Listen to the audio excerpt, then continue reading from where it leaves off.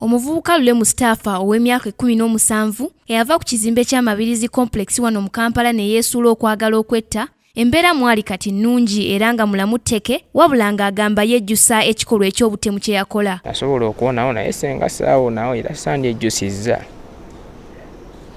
Naye nejjusa era nejjusiza ddala ensonga nawonawo. Ekyo kyandaga nti bingi byenkyalina okukola era bingi.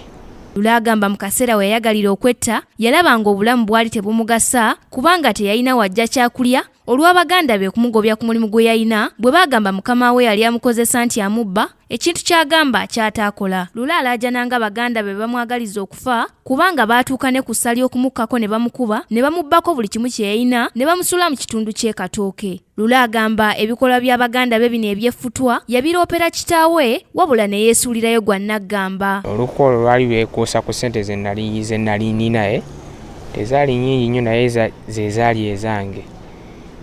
Bamanya ku ssente ezo bamanya ngeri gye nazifunamu byali bisigadde ne bankolera olukwe lwa kunkuba kunja ku ssente ezo era baganda bange.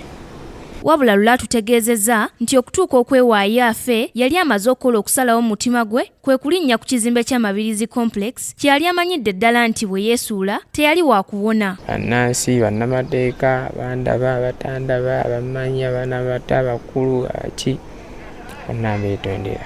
Mu kaseera kano Lule agamba ategedde nti buli muntu abeera n'omugaso mu nsi era nga yeebaza Katonda nti yasobola okuwona. Nti mmwe temwekolera ntuuko.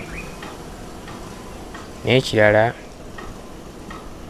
omuntu nga mulamu nga tannafa si suicide nga gye nali nkoze, naye omuntu yenna gy'ali nga mulamu nga tannafa akyali wa makulu era bakyali wa mugaso. Ku lwa Kingdom TV, Nasaka Joweria, amalindirire. This is Kingdom TV.